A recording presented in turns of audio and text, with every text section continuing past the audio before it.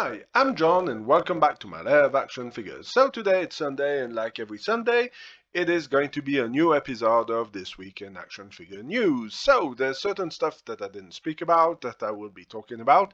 And of course there's going to be Hot Toys, Inart, and also some G.I. Joe stuff. So without further ado, let's jump in. So there was this exclusive figure from Hot Toys. It was announced. I didn't do a video. I thought this was an April Fool's joke from Hot Toys because it was announced on the 1st of April, and it turns out that it's not at all. So we have a Wolverine pool.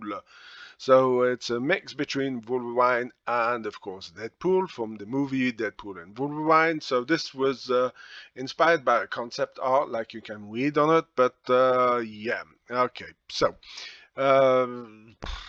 maybe one of the most overhyped movies that ever came out, I would say, because yeah, I didn't find it that good. It was interesting, but yeah, I didn't really find it as entertaining as what it was announced to be, so I was a bit disappointed. Maybe I was overhyped, and could be one of the reasons.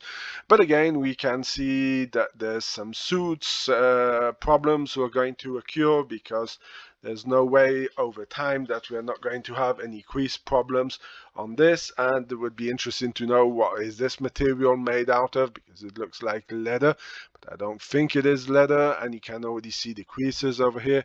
All of this does not inspire me confidence in the product. If you remember the first Deadpool that came out, there were some issues with the suit. So yeah, something needs to be said about it, and I hope Hot Toys is doing something about it for $285, if I'm not mistaken.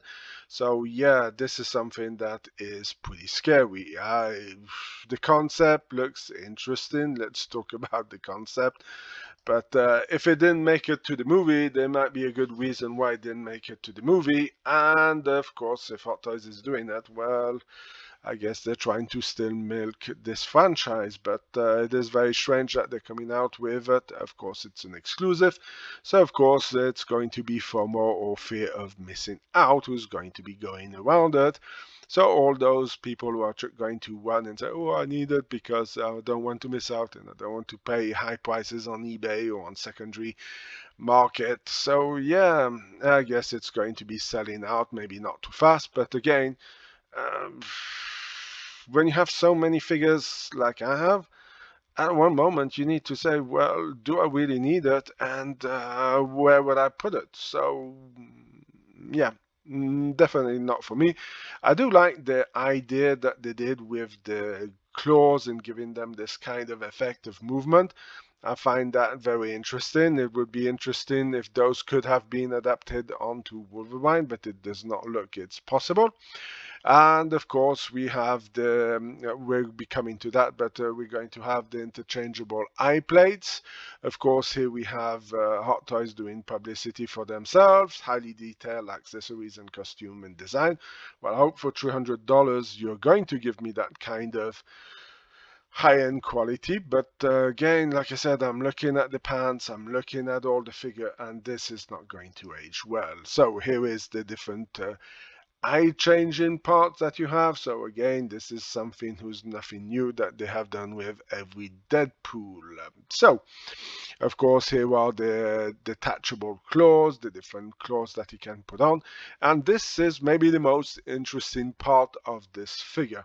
If they want to do a Wolverine 2.0 with this kind of stuff, well, maybe they're going to do it, because knowing Hot Toys, I will not put anything past them to do this kind of thing. So here is everything that you get for $285. Of course, you still do not get a certificate telling you that this is number X out of a certain amount that you're going to be producing. So again, this is something that is a huge issue to me. So afterwards, continuing with some more Hot Toys, we got this Daredevil figure that was announced. So I did a video about my thoughts about this figure. For now, we're at 3 episodes, and for now he seems to be wearing only this suit in the TV show. So again, we will have to see what happens in the show to see if he's going to change of suit, or is he going to keep this for all of season 2. So again, it's basically a lot of reused bits and pieces.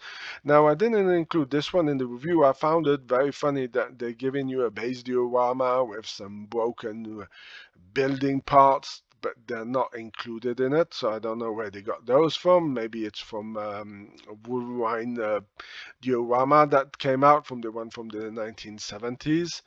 So yeah, it's something that needs to be talked about, and I find it a bit of a shame that you put up some promotional pictures and you're not including it. Of course, what is the most interesting part is the new magnetic diorama base for the figure and the way that it's going to be holding up. It would be very, very interesting to see. Now, finishing with Hot Toys, this is going to be Cyclone, so don't ask me anything about this figure. I have no idea. This is a Chinese movie. So yeah, it's called The Twilight of the Warrior, and definitely not something that I'm interested in. I can see that the forearms have been molded in one piece, so this is going to be interesting to see how these are going to interchange. I guess they're going to be doing like something they did with the quarter scale Han Solo figure. Now, moving on to Inart. They are giving us the Lord of the Ring, Fellowship of the Ring, Gimli, and I must say that I am very interested by this figure. I do have Legolas, and of course, what's his name? Oh, geez, forgot about it. I don't have them, of course, in Inart, but Inart didn't do this one, but I do have them in Amuse Toys, but I don't have a Gimli, and I must say that this Gimli is pretty impressive. Again, Inart seems to do some really, really great stuff. The die-cast axes, all the different axes, the hair looks pretty amazing. Well, afterwards, it's still $387. And like the channel is not monetized, this is a lot of money, especially with the other stuff that I have. I cannot spread myself all over the place. The only problem with the figures from Inart, well, if you don't pre-order them, you do not get them, or you will have to pay a higher price on the secondary market, because that's how they work. Now, I'm not blaming them for doing it, but again, this is something that is extremely hard if you're trying to do different collections to be able to purchase everything. But when I'm looking at it, it is really, really tempting. I should hope that I manage to sell some stuff off, and maybe if I sell off enough of my stock from my previous shop that I had, so yeah, maybe that might permit me to purchase it. But I'm really, really loving what they're doing over here. So some more poses. This is taken from the mines when they went intrudes. We can recognize the base over here, and I'm looking at this figure, and he does look really, really amazing. Here's a bigger picture with him between them. So of course, Inart did, of course, did the Strider. I can't remember his name now. Aragon, there we are. It came back. Really tired this Sunday morning, but they haven't done Legolas yet. So maybe a tease for a future one, but this one is not. You can see that the hair is plastic.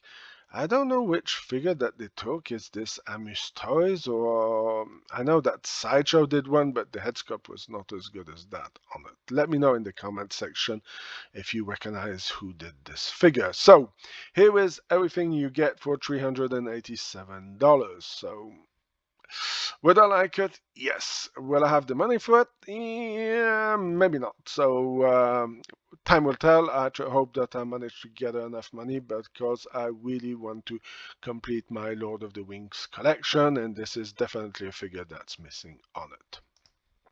Now, moving on to G.I. Joe. So, of course, we had on the 1st of April the many figures that went for pre-order. So, of course, we had Destro with his despoiler. And must say, this is one of the parts or the pieces that I'm the most interested in. And of course, it's going to give two speculations. Are we going to get a demon as a new HasLab vehicle? So I guess we'll have to wait for Comic-Con to see the San Diego Comic-Con. Maybe we might get something tease then, but it would make sense that you would have the despoiler and the demon to attach it to. But again, it's hard to say, due to the fact that they did air and land, and now shouldn't we be going to sea? So would we see something more like a hydrofoil or maybe another vehicle for the water? I don't think the moccasin will go. It's too small for a HasLab vehicle right now. So time will tell. Let me know in the comment section what you think is going to be the next HasLab product for G.I. Joe Classifieds. So, of course, continuing, we have the two last Sergeant Slaughter's Renegade, Taurus, and Wet Dog. And of course, we got our three retro figures for this year, who is Wild Bill, Techno Viper, and Grunt. And of course, we got this one who was released, who's kind of weird because this one was already on sale for about a month before Hasbro decided to put it up, and it was already available. So I don't understand really what went with this one. I think Hasbro messed it up, but we'll be doing more about how Hasbro is really messing up a lot the G.I. Joe Classified series, and that will be for another video.